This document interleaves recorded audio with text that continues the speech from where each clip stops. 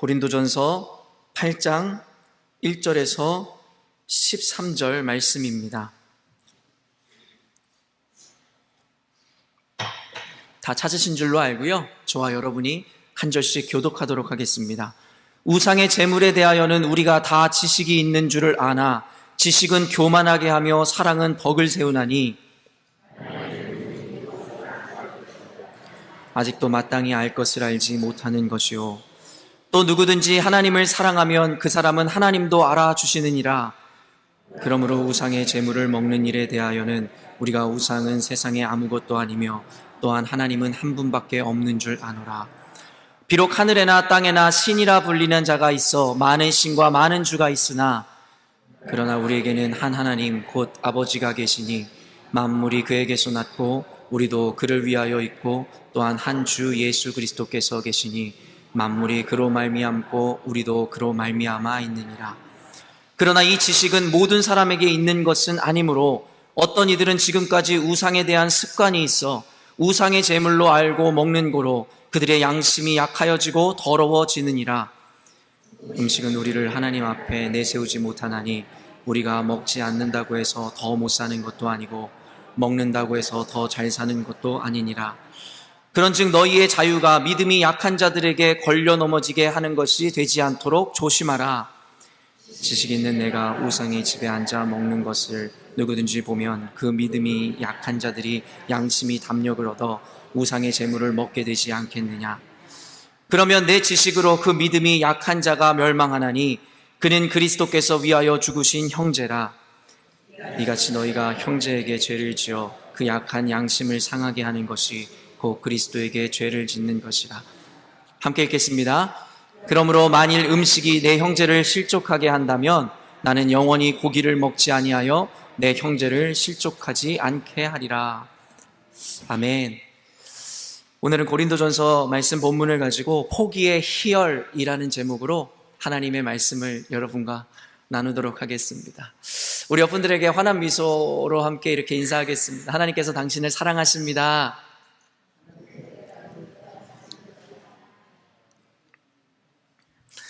사랑하는 성도 여러분, 한 주간도 주님 안에 편안하셨습니까? 사실은 주님 안에 편안하다라는 말은 꼭 맞는 말은 아닌 것 같아요. 무슨 말이냐면 성경을 보니까 우리의 부르심 자체가요, 주님 안에서 편안할 수는 없는 것 같아요.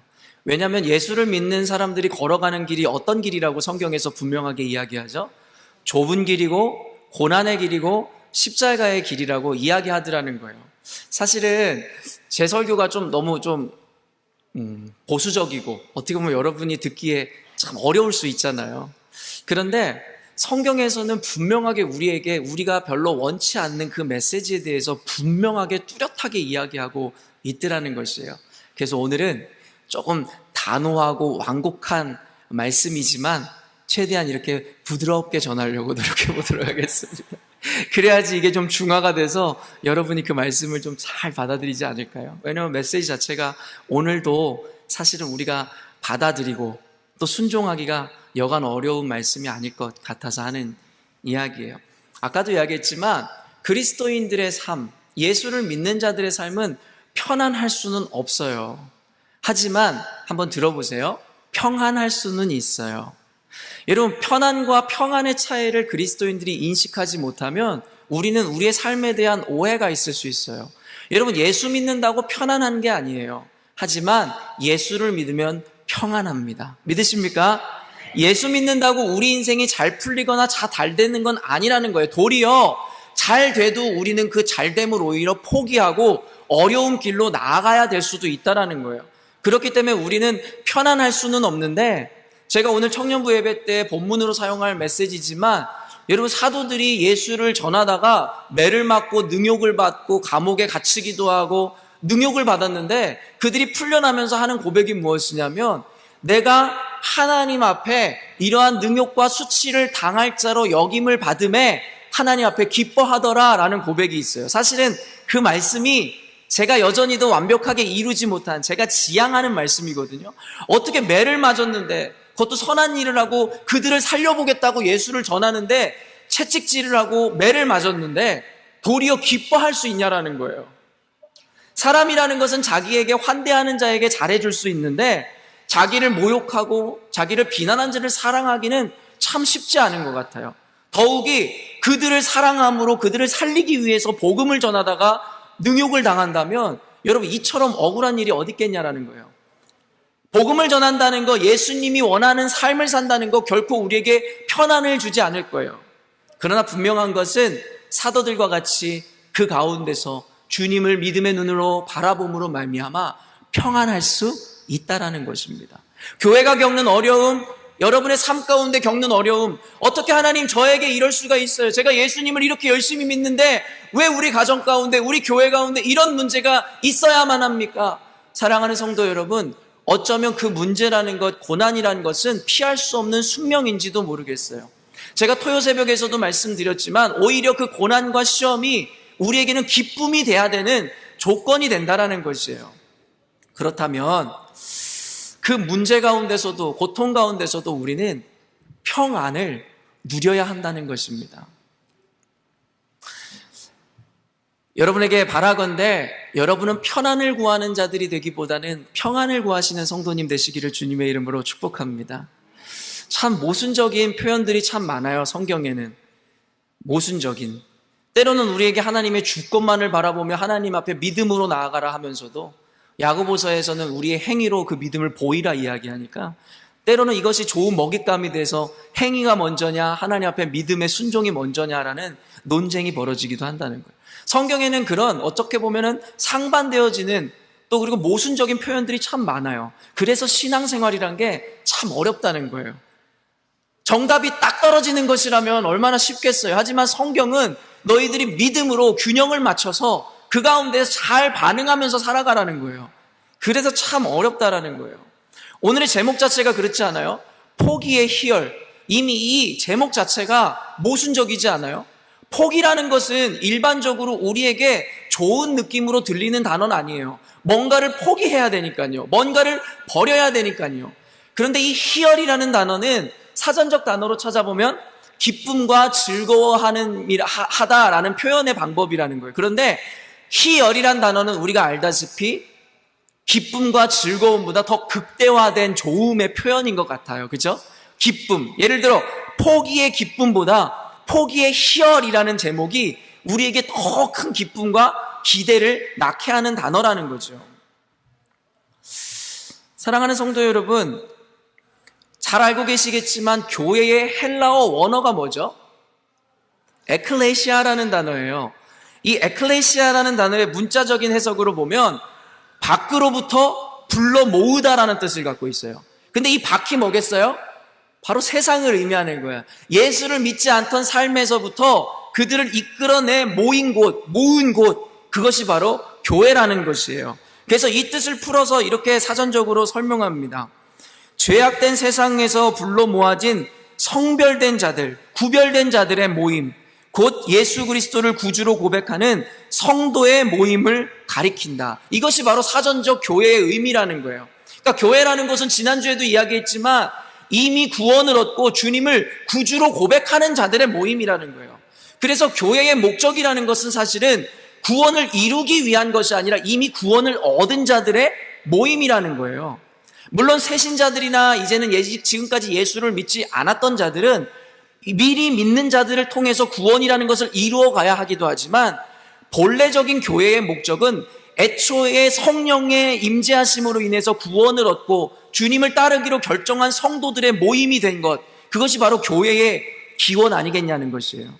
그래서 하나님께서 밖으로부터, 세상으로부터 사람들을 모아서 교회를 만드셨다면, 이루셨다면 여러분 그 안에 뭐가 있겠어요? 하나님의 목적과 의도가 있다라는 거예요.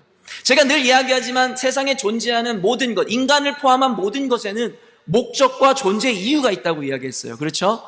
그렇다면 하나님께서 굳이 세상에 있던 우리들을 선택하셔서 성별하셔서 거룩하라 하시고 교회로 불러 모으신 이유가 무엇이겠냐는 거예요. 그 목적을 알아야 교회가 같은 방향성, 온전한 길을 따라서 갈 수 있겠다는 것이죠.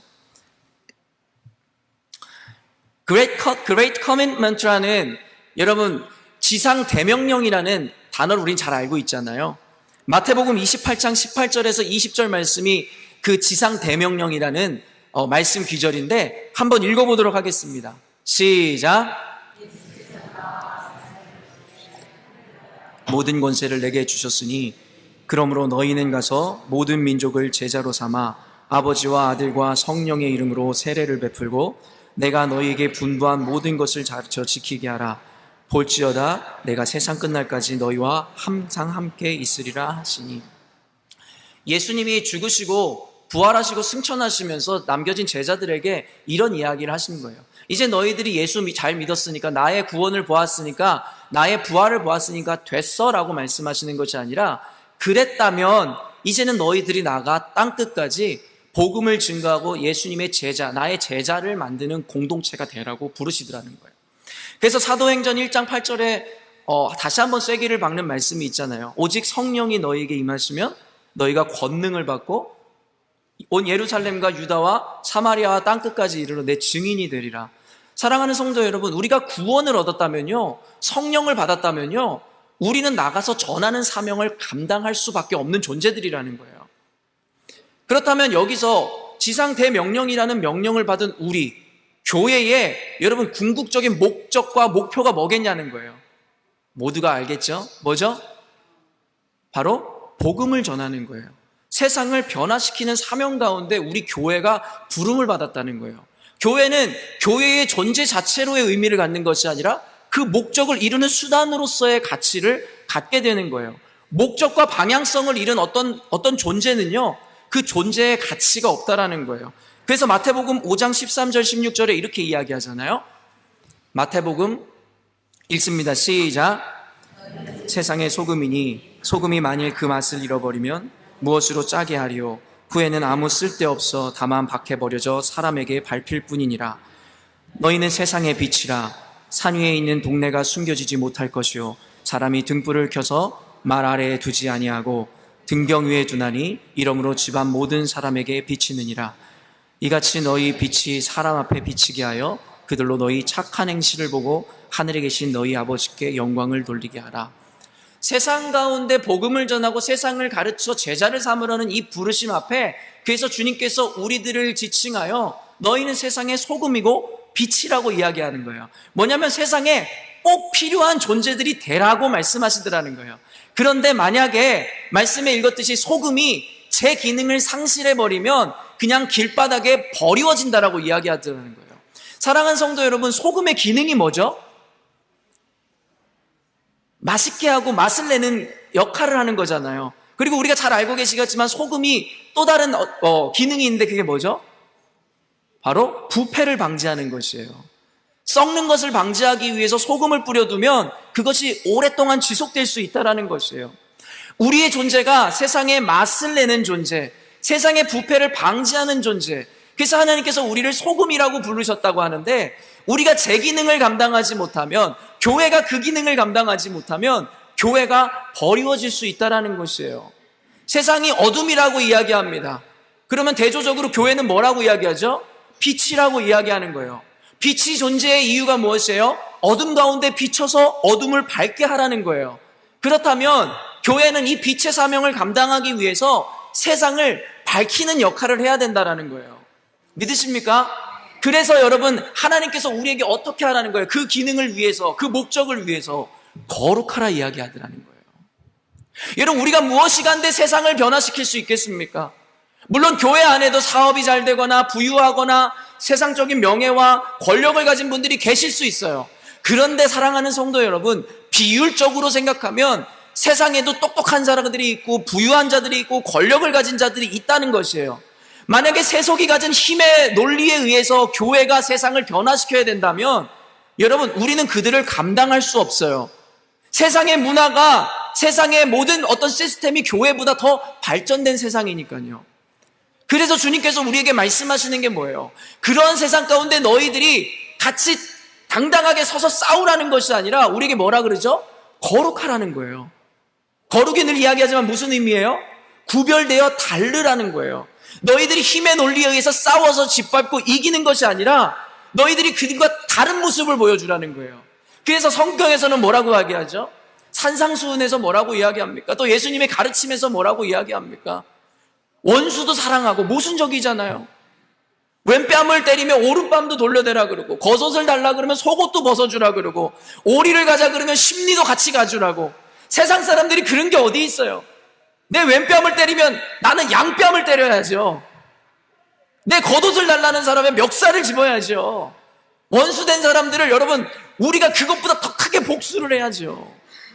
근데 교회에서는, 성경에서는 그러지 말라는 거예요. 세상의 힘의 논리와 세속적 원리를 따르지 말고 너희들이 나와 같이 희생하라는 거예요. 그들을 섬기라는 거예요.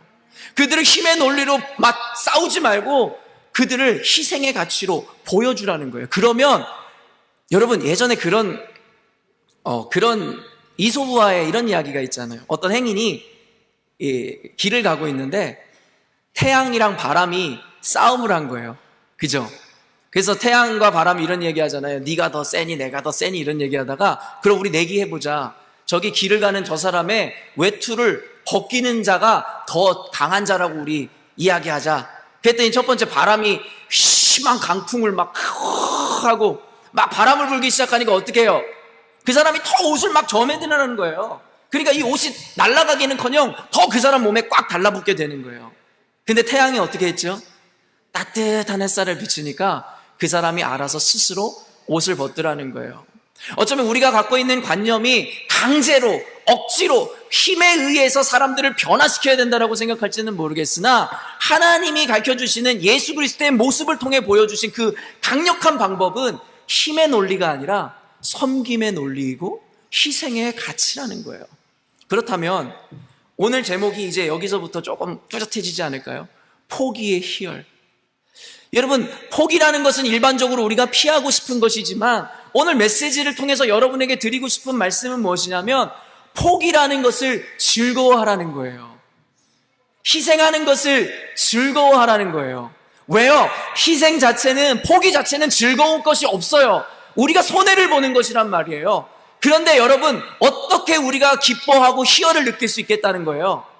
우리의 포기와 희생을 통해서 교회의 목적을 이루어가는 것 때문에, 우리의 희생과 포기를 통해서 하나님이 기뻐하신다는 것을 통하여, 우리의 희생과 고난과 포기를 통하여 세상에 예수 믿지 않는 사람들이 교회에 온다라는 것에 대한 기쁨과 희열을 느끼라는 거예요.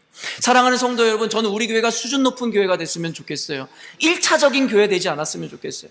맛있는 거 주면 좋아하고, 그리고 좋은 것 주면 행복해하는 교회가 아니라 좀 고차원적으로, 때로는 우리가 굶을 때도 있고 때로는 우리가 희생당할 때도 있지만 그것보다 더 너머에 있는 그 하나님의 아름다운 영광을 봄으로 말미암아 교회가 기뻐하는 교회였으면 좋겠습니다.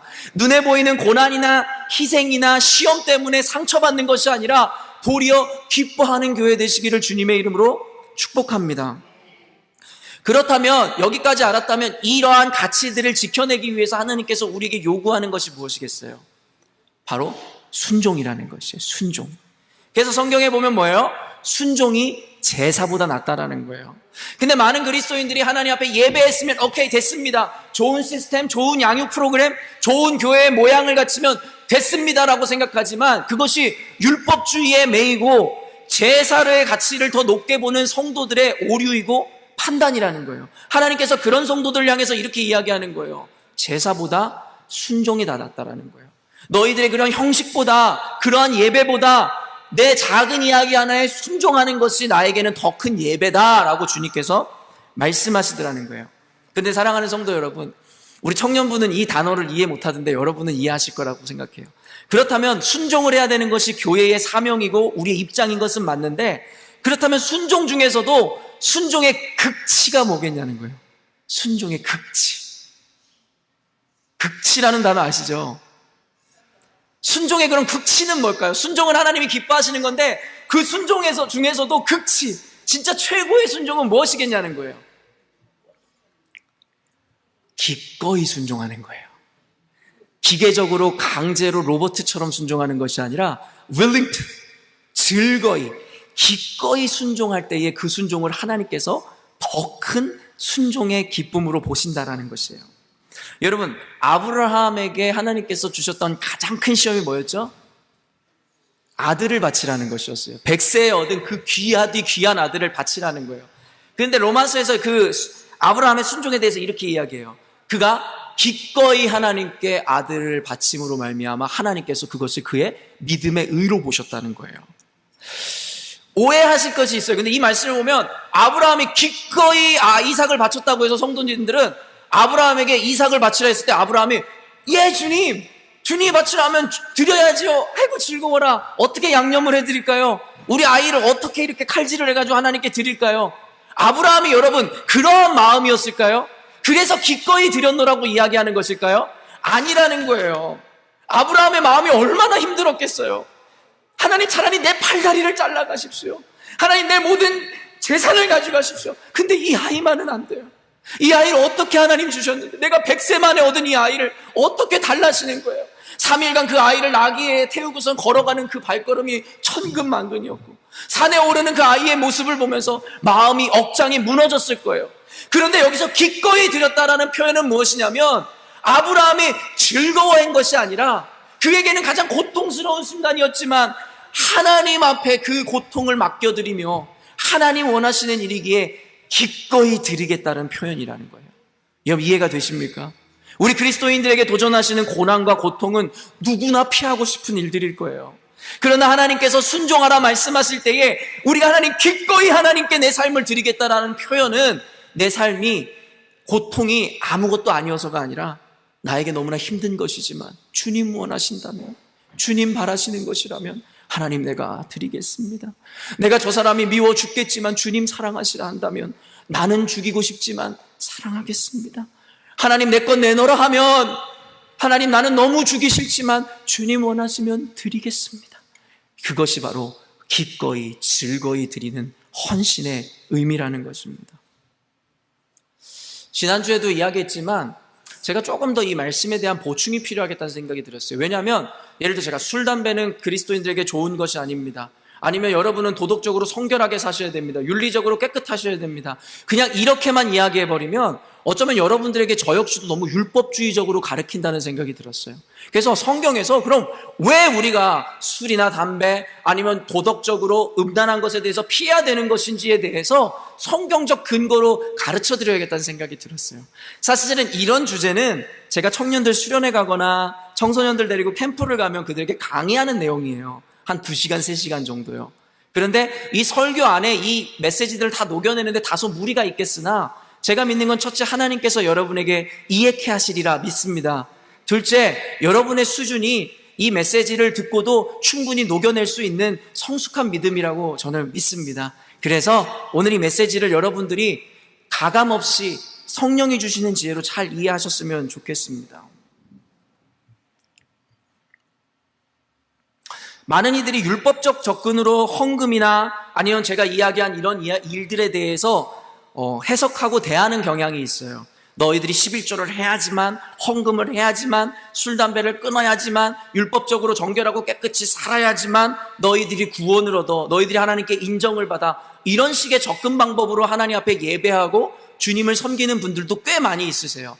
특별히 전통적인 신앙관을 가지신 분들은 율법주의적인 사고를 꽤 많이 갖고 계세요. 그래서 옷은 어떻게 입어야 되고 스스로 만들어낸 전통과 그것을 진리인 마냥 고수하시고 지키시는 분들이 참 많으세요. 그러나 분명한 것은 성경에서는 우리들에게 그런 율법적인 것, 우리들이 만들어 놓은 어떤 트래디션이나 전통들 아니면 어떤 체계들은 구원의 문제랑은 아무런 관련이 없다라고 이야기하더라는 거예요. 0.00001%의 연관성도 가지고 있지 않다고 성경은 분명히 이야기하더라는 거예요. 그렇기 때문에 우리가 교회 나와서 정결한 옷을 입고 그리고 술, 담배도 멀리하고 도덕적으로도 깨끗한 삶을 살고 우리가 남에게 져주는 인생을 살려고 하는 이러한 아름다운 희생의 태도는 여러분 구원과는 관계가 없는 거예요. 분명합니다. 그럼 이 말씀을 듣고 정말이야? 이제 내가 완전히 해방됐네? 그럼 나가서 막 음란을 즐기고 마음껏 술, 담배를 하고 마음껏 아무렇게나 살라고 이야기를 하는 것이 아니에요. 구원의 문제랑은 관련이 없으나 신학적으로 여러분 뭐에 관련이 있을까요? 아까 설명한 교회의 온전한 목적을 이루는 것에 대해서 관련이 있다는 거예요. 여러분 우리가 하나님의 자녀된 것은 중요해요. 근데 자녀 중에서도 어떤 자녀가 되는 것이 중요하다는 거 알고 계시잖아요. 페류나처럼 막 사는 자녀가 되느냐, 아니면 아버지의 마음을 즐거이 하는 효심이 강한 자녀가 되느냐, 저는 이 차이라고 보는 것이에요. 하나님이 우리를 구원하신다면 우리를 모두 자녀로 부르셨다는 거예요. 여기 교회라면 하나님의 구원을 받아들이고 하나님을 따르기로 결정한 자들의 모임이라고 이야기했잖아요. 그런데 이제는 교회에게 주어진 사명은 우리가 구원을 받냐 못 받느냐의 문제가 아니라는 거예요. 더 이상 이 수준에 머무는 것이 아니라는 거예요. 이제는 하나님 앞에 구원받은 자들로서 어떻게 아버지의 기쁨을 위해서 사느냐의 문제가 되더라는 거예요. 그래서 교회의 수준은 이거예요. 교회가 더 이상 날마다 구원과 하나님께 버림받을까 두려움과의 그 갈등 가운데서 신앙생활하는 것이 아니라 하나님 앞에 안정감 있는 믿음, 나는 자녀입니다, 하나님은 나를 구원하셨습니다라는 믿음 안에서 이제는 주님, 어떻게 하면 제가 주님의 기쁨이 되겠습니까? 어떻게 하면 제가 주님의 목적을 이루는 교회가 되겠습니까? 라는 고백을 하고 고민을 하는 교회가 참다운 교회가 된다는 거예요. 그럴 때에 세상 사람들이 그들의 모습을 통해 교회로 몰려오게 되더라는 것입니다. 이런 구약시대에는 율법의 시대였어요. 그래서 율법을 지켜내야만 했어요. 율법은 곧 구원이었어요. 근데 예수께서 신약시대에 와서 우리를 위해서 죽으시고 부활하심으로 말미암아 뭐라고 이야기하죠? 내가 여기 온 것은 율법을 폐하려 함이 아니라 율법을 완성시키려 함이라는 거예요. 불완전했던 그 율법을 완성시킴으로 말미암아 더 이상 율법적 구속에서 우리를 해방해 놓겠다라고 하나님 말씀하시고 선언하셨다라는 거예요. 그래서 저와 여러분은 이젠 자유자가 됐다라는 거예요. 그 어떤 율법에서도 구속에서도 벗어난 완전한 자유를 입은 자가 되었다라는 것입니다. 이제는 성경 본문으로 들어가려고 그래요. 오늘 성경은 무엇을 얘기하냐면요, 간략하게, 오늘 제가 이것을 길게 강의할 수 없으니까 간략하게 여러분에게 설명해 드리면요, 우상의 재물을 먹는 것에 대해서 바울이 명쾌하게 반박하는 내용을 가지고 있는 거예요. 무슨 말이냐면, 그때 당시에 고린도 교회에 있었던 자칭 강자라고 하는 자들, 자칭 지식인이라고 하는 자들에 대하여 바울이 그들의 지식에 대해서 전면으로 반박하는 내용이에요. 무슨 말이냐면은, 그때 당시에는 우상의 신전에 바쳐진 음식, 그리고 그로 인해서 나오는 어떤 고기들을 먹는 문화와 습관을 가진 사람들이 있었어요. 그러니까 제사를 지내면 그 음식을 나눠 먹는 관습이에요. 우리 한국에도 유교 문화에 그런 게 있잖아요. 같이 제사를 드리고 나면, 저희 아버지가 장손이셔서 저는 늘 1년에 한 번씩 제사를 드리고 거기에 참여해야만 했었거든요.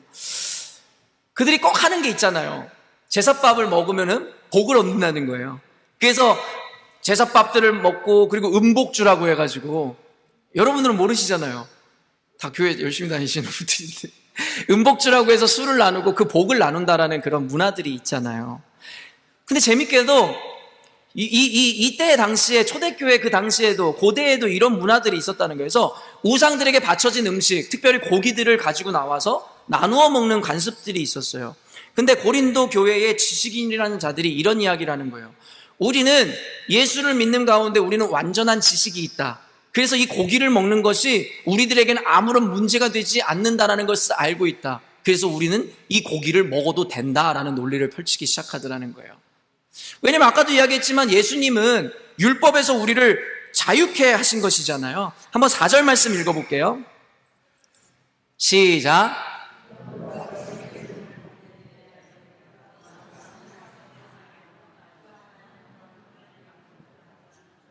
8절 말씀이요. 시작. 우리가 먹지 않는다고 해서 더 못 사는 것도 아니고 먹는다고 해서 더 잘 사는 것도 아니니라. 그러니까 지식인들은 주석가에 의하면 이런 거예요. 자기들이 그 고기 먹는 권리를 포기하고 싶지가 않았던 거예요. 그래서 자신들은 지식이 있노라 하면서 예수 그리스도의 은혜를 결국에 자신들의 욕심을 채우는 데에 사용하고 있노라는 거예요. 근데 바울이 이야기하는 거예요. 너희들의 지식 자체가 잘못된 것은 아니나 하나님이 주신 그 지식은 결국에 너희들을 세우기 위한 것이 아니라, 너희들의 욕망을 채우기 위한 것이 아니라 사랑으로 섬길 때에 그 권리와 그 특권의 가치가 있노라고 이야기하는 거예요. 그래서 바울이 뭐라고 이야기하냐면, 맞다, 너희들의 말처럼 음식을 먹는 거, 우상의 재물을 먹는 건 아무것도 아니다. 음식은 그냥 음식일 뿐이지 하나님이 한 하나님이시듯이, 우상의 존재가 아무것도 아니듯이 너희들이 그런 음식을 먹든 말든 관계없다. 하나님은 율법을 이제는 완성시킴으로 말미암아 우리에게 자유를 줬기 때문이라는 거예요. 그런데 성경에 보니까 뭐래요?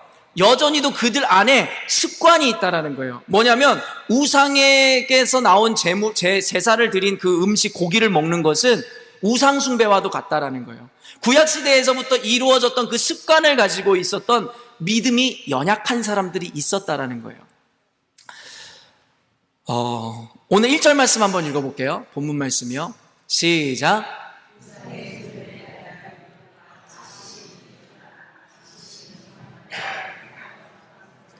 여러분 뭐예요? 지식은 교만하게 하나 사랑은 덕을 세운다는 거예요. 지금까지 이해가 잘 되셨는지 모르겠어요. 구약시대에는 우상에게 드린 제물에 대해서 제사를 드린 고기를 먹는 것에 대해서 금하는 법이 있어요. 그렇죠? 그런데 현대에 와서 지금 여기 컨텍스트 안에 현대에 와서 그들한테는 그 율법이 사라졌잖아요. 이제는 예수님이 완성시킴으로 말미암아서 음식은 그냥 음식일 뿐이지 아무 의미가 없게 됐다는 거예요. 그런데 유대 전통을 가진 이제는 예수 믿지 얼마 안 되고 지식이 약한 자들이 어때요? 여전히도 그 관습을 따라 고기를 먹지 않더라는 거예요. 여기까지 이해가 되셨죠? 그러면서 바울이 자칭 지식인이라는 사람들한테 이런 얘기를 하는 거예요. 너희의 지식이 잘못하면 너희들을 교만하게 하나 사랑은 도리어 덕을 세운다는 거예요. 이 말이 무엇일까요? 바울은 이렇게 이야기하는 거예요. 옳고 그름을 너희 지식이나 이성으로 판단하지 말고 사랑의 방법으로 삶을 살아가라고 권면하는 거예요. 7절 말씀 한번 읽어볼게요. 7절 말씀 시작.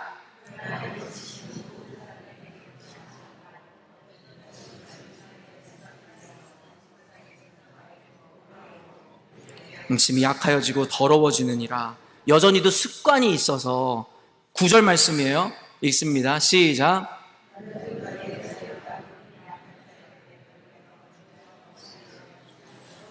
여러분 무슨 이야기예요? 너희의 지식이 고기를 먹어도 아무 관계없는 너희들의 자유가 그들의 연약한 믿음을 가진 자들을 걸려 넘어지지 않게 하라는 거예요. 지금 잘 이해하고 계신 거죠? 이게 사실은 되게 어려운 개념인데 우리 성도님들에게 아까도 얘기했지만 시간 관계상 제가 다 풀어내지 못해서 여러분이 잘 이해하고 계시리라 믿습니다. 지금 뭐라 그러는 거예요? 아는 체 하지 말라는 거예요. 잘난 체 하지 말라는 거예요. 그래서 바울이 이런 마지막 13절에 이런 고백을 하는 거예요. 13절 말씀이에요. 13절 말씀 시작.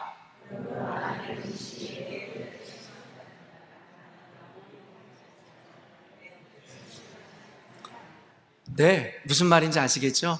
그러므로 바울인 나도 너희들이 가진 지식도 있고 그리고 이 고기가 아무것도 아니라는 그리고 먹어도 된다는 자유가 있긴 한데 나는 너희들과 달리 사랑의 법에 의해서 만약에 내가 이 자유 때문에 고기를 먹는 것 때문에 단 한 명의 영혼이라도 실족한다면 믿음을 잃어버린다면 내가 그 자유를 포기하겠다는 거예요. 여러분 이것이 바로 포기의 희열이라는 거예요.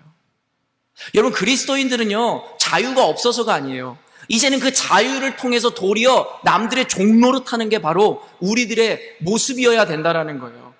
뭘 위해서요? 아까 그 교회의 목적을 이루기 위해서요. 베드로전서 2장 16절 말씀이에요. 베드로전서 2장 16절 시작. 너희는 자유가 있으나 그 자유로 악을 가리는 데 쓰지 말고 오직 하나님의 종과 같이 하라.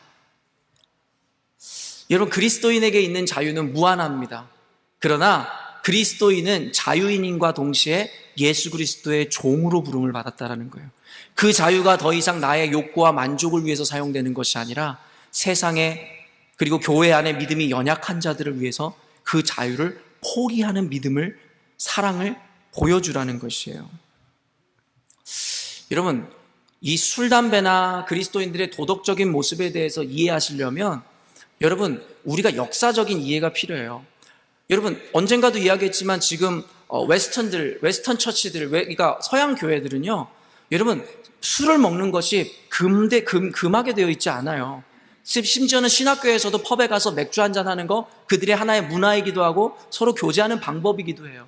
어떤 신학교에서는 강의 중에 교수가 담배를 핀다는 이야기도 들었어요.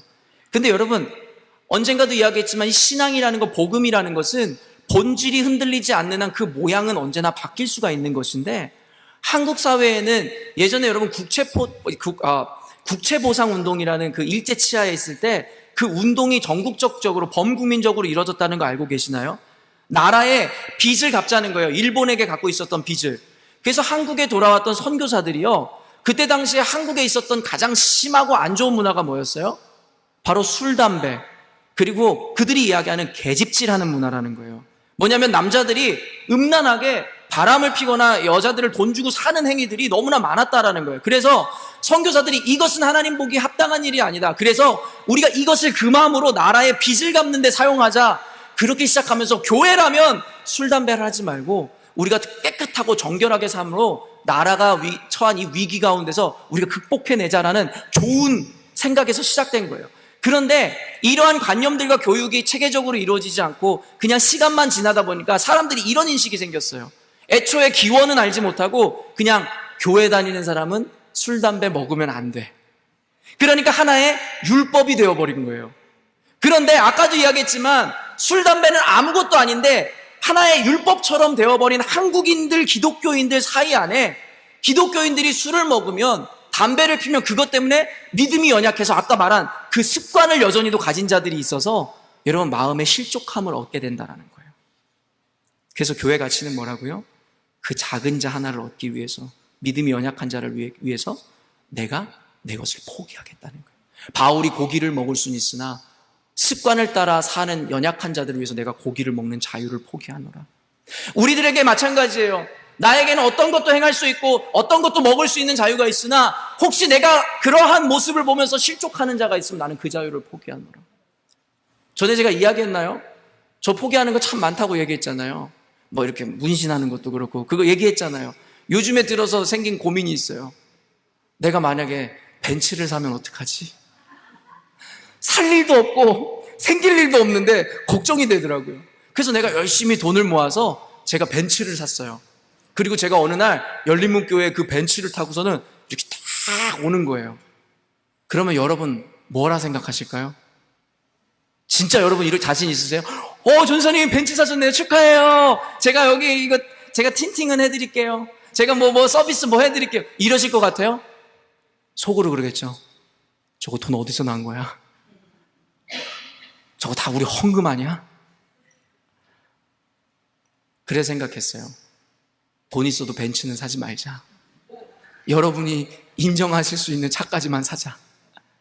또 다른 방법이 있었어요. 혹 너무 사고 싶어서 벤츠를 사면 어떻게 할까요? 시장 갈 때만 타자. 교회 올 때는 허름한 차 타고 오자. 여러분 제가 왜 이런 포기를 해야 돼요? 제가 열심히 사례 모아서 그걸로 만약에 벤츠를 사는데요. 웃자고 하는 이야기지만 사랑하는 성도 여러분, 우리에게는 자유가 있어요. 그러나 스스로 그 자유를 포기하는 것, 교회의 목적을 위해서 포기한다라는 거예요. 그런데 어떤 사람들은 꼭 이런 사람들이 있어요. 이 지식인들처럼. 야, 예수님이 어차피 우리를 자유케 했고, 그리고 요즘에 현대교회가 얼마나 생각과 인식이 넓어졌는데, 야, 이제는 우리가 바꾸면 되잖아. 교회에서도 술, 담배 아무것도 아니라고 선언하고 우리가 자유자로 살려고 운동 캠페인을 벌이면 되잖아. 여러분 이것도 성경적인 관념으로 가자는 거예요. 여러분 그런 사람들은요, 성경에서 말하는 가치와 영혼에 대한 인식을 갖고 있지 못한 거예요. 그저 지식인들처럼 지식으로 대하려고 하는 거예요. 그들의 이야기가 틀리지 않았죠. 하지만 교회의 법은 이거예요. 옳음으로 인해서 대적하고 싸우자가 아니라 내가 고개를 숙여주고 희생하자라는 개념이에요.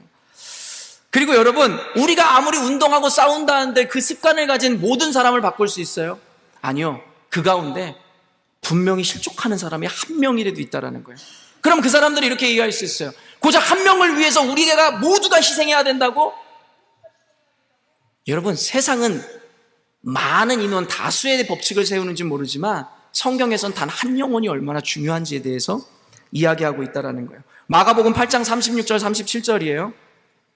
시작.